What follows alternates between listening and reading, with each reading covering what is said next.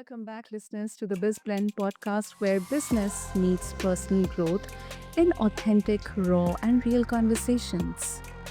I'm your host Sana, and in today's episode, we are diving into the evolving world of last mile delivery, where technology, efficiency, and human connection intersect. And joining me is Chris Heffernan, the visionary founder and CEO of DLIVRD without the E, a white label catering delivery platform operating in nearly 170 markets across the US and Canada. Listeners, Chris is a tech forward logistics expert who started his journey back in 2011 after spotting a sticker on a cheesesteak shop window, proof that inspiration can actually hit when you least expect it.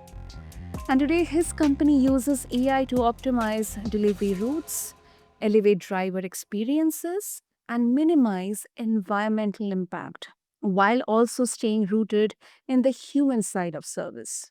So, we'll explore what it really means to automate what you can and also humanize what's important, and how this balance is shaping the future of delivery services. So with that, Chris, welcome to the show, and it's such an honor to have you with us. Absolutely. Thank you so much for having me. Okay, Chris, before we talk about the topic, your journey with that sticker on a window, that is really inspiring and really, surprising. So can you take us back to that moment and share how exactly it led to the creation of Delivered? Yeah, absolutely. So I was on vacation. I'm from the Philadelphia area. I was on vacation in Florida. And being from the Philadelphia area, we have a culinary delight. It is a Philadelphia cheesesteak, and everybody knows about it. And there's a right way to make a cheesesteak and a wrong way. So when I was on vacation, I saw this cheesesteak place and it said it was Big Al's Philly cheesesteaks. And I was like, I need to make sure that it's a real Philly cheesesteak. Being from the Philly area, like we have a certain way we like it. If you see mayonnaise or like green peppers on a cheesesteak, that's a sandwich. That's not a cheesesteak. Okay. And Big Al's was Al, and he was from South Philadelphia, got tired of the cold and the snow in the winters, and moved down to Florida and opened up this little sandwich shop, and, it was a real Philly cheesesteak. He even overnighted his rolls from a bread manufacturer in the Philadelphia area to make sure that it was like an authentic cheesesteak. Okay. And on his little window where you ordered your cheesesteaks from, it said, "We deliver with delivery dudes." And this is before DoorDash, before Uber Eats. Grubhub existed, but it was only for if you had your own drivers already, mostly Chinese food or pizza places. And I asked Big Al, I'm like, "What is delivery dudes?" And he's like, "It's these guys, these dudes that deliver for the restaurants on the strip." And there was nothing like that in suburban Philadelphia where I was from, and I was like, I would totally pay $3 to get a cheesesteak delivered instead of Chinese food or pizza when I really want it. And, I took that idea and ran with it just from that little sticker. Had I not driven down that street, not seen that cheesesteak, and not been like a fanatical Philadelphia person who wanted to see if it was a real cheesesteak or not, I would have never went down this path. Wow. Wow. Wow.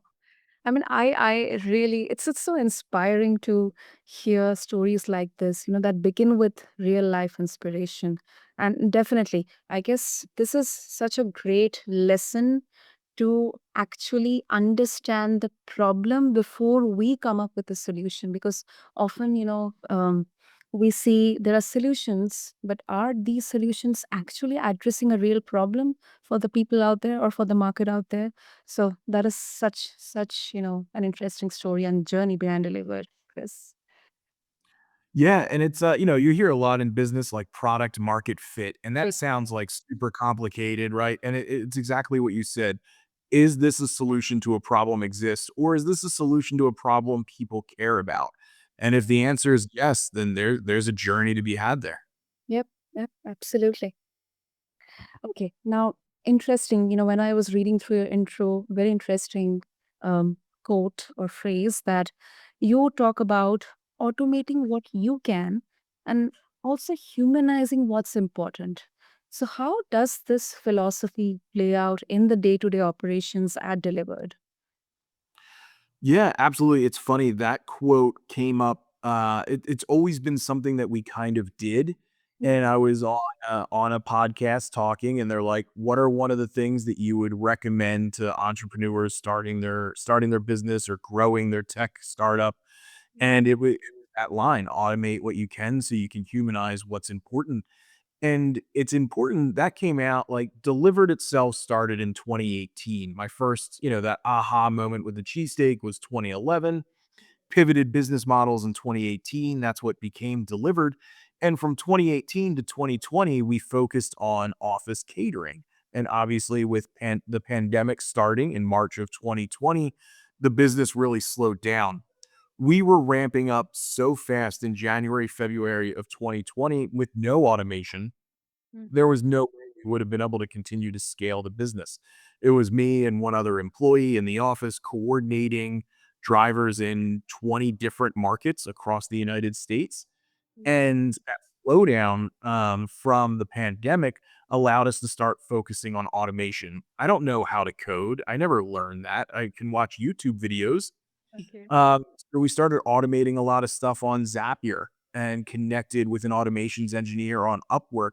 And that is where our automation story began, was finding ways to take care of the little things that need to get done, like assigning the orders or matching the orders to the appropriate drivers, data entry.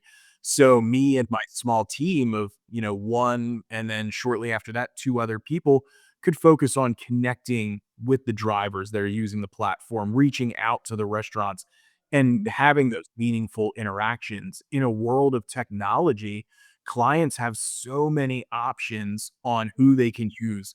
In the gig world, drivers have so many options on where they can spend their time delivering.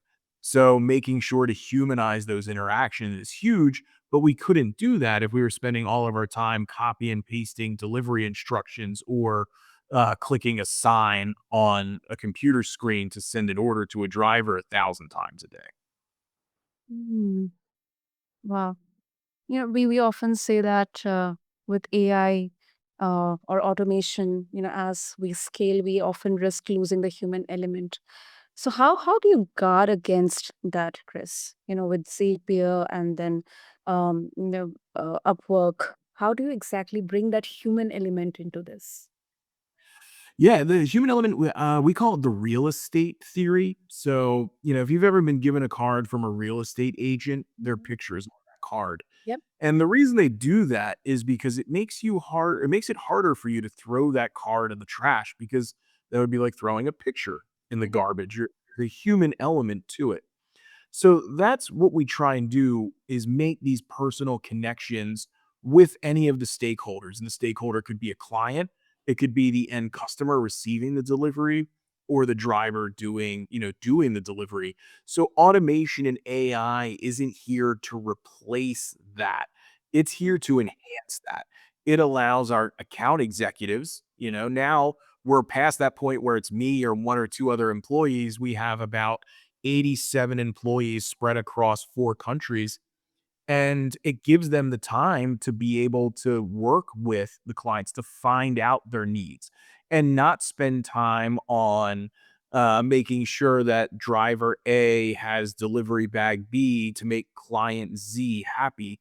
That's all automatable.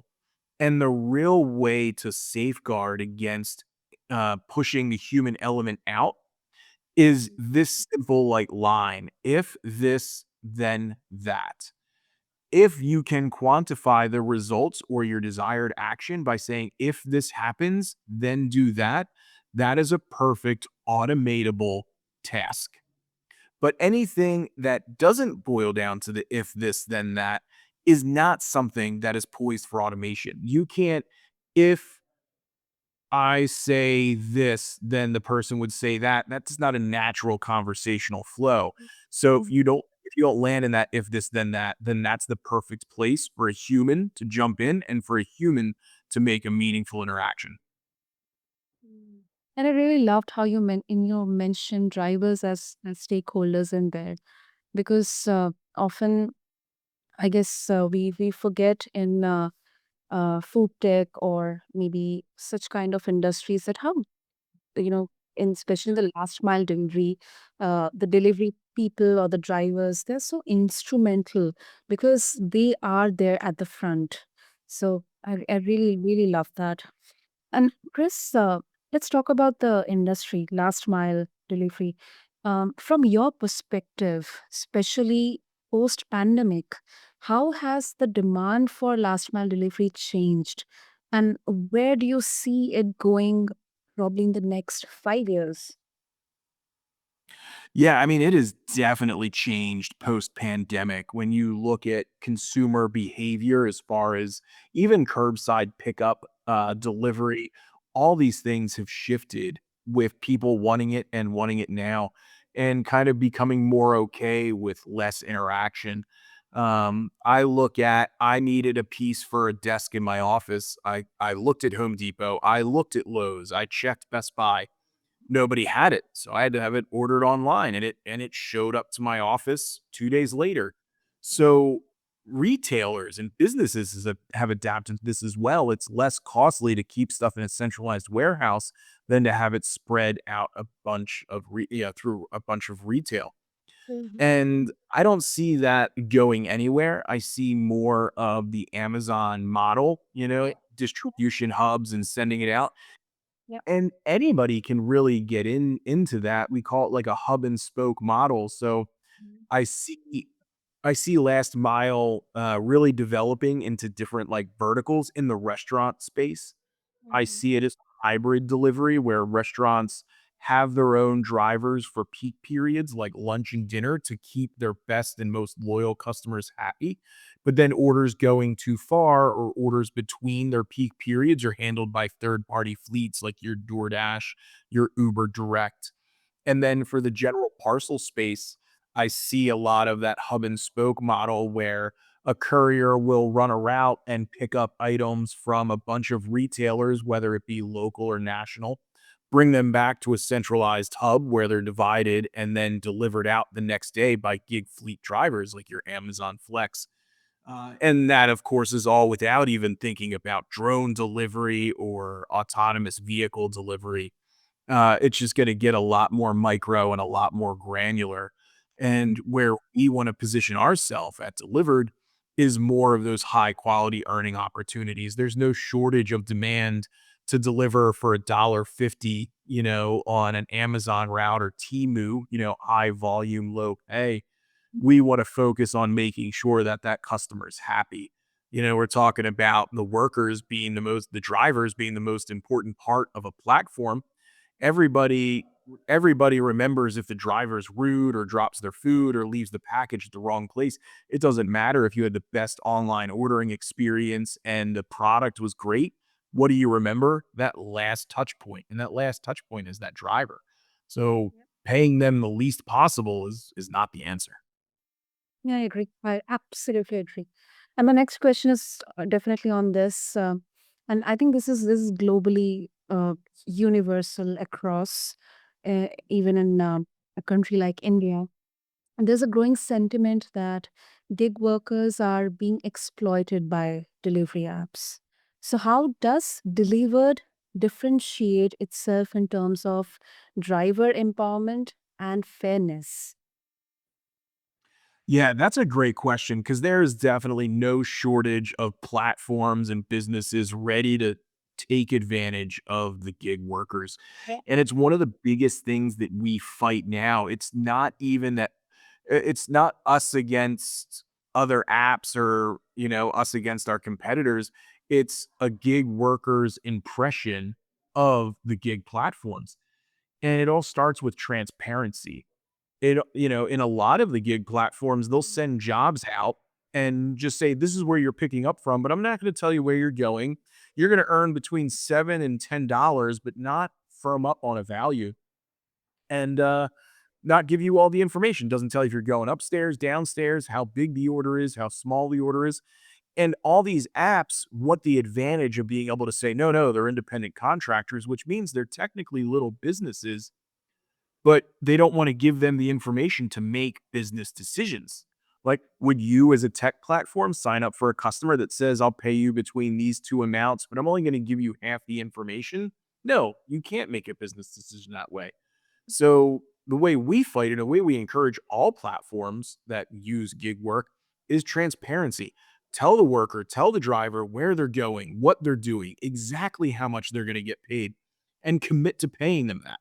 If the worker carves out time on your app and not one of the other 7 delivery apps they have on their phone, and something changes with that order that pays it less, you should still pay it the same amount. They could have taken another job that earned more money. Will you make a little bit less on that job? Yeah, but you're doing the right thing. So those are really the key components of it. Like, be transparent and, do what you say you're going to do.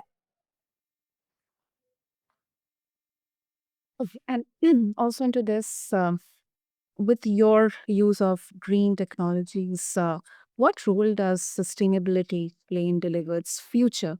I mean, how do you balance eco consciousness with operational efficiency? Because, it can be it could put a huge dent on the cost, fixed costs. So, how do you balance that?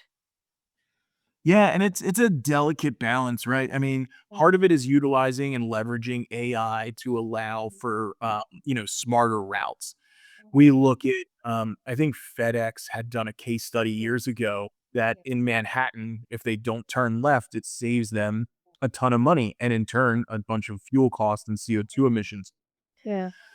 So when we look at planning a driver's route, we look at these kinds of things. What is the most conscious way that we can do it and make the least amount of impact? And that's not always possible, but we do it where we can. And then through a partnership with Ecology, which is a UK-based B corporation, we carbon offset all the miles driven by our gig fleet. So we know the driver's vehicle, we know what type it is. We utilize an API to send that information over to Ecology. And then through tree planting, rainforest restoration, water reclamation projects, windmill projects, we offset the carbon impact from our deliveries.